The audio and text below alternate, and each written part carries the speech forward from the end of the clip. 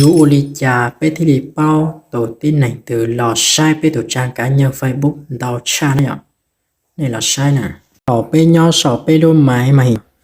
Nên tao ít tệ mù hào lúc TikTok nè. Là người đấy cũng có dũng khí đấy mà. Một cho nó chạy bé sai tao lúc tìa nó này ạ. Lúc mỗi tệ nè, tao ít tệ luôn nó nè. Rồi.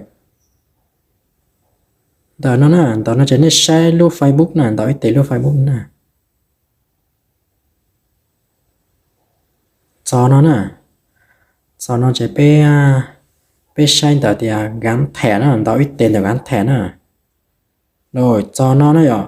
Cho nó là cho tin này nhó sổ tên nó lòn ra hông nó mà cho tin này là phải là sai với tổ trang cá nhân đầu cha này ạ. Nhó giống này, nó chỉ có mẹ của bạn là tên này đấy ạ.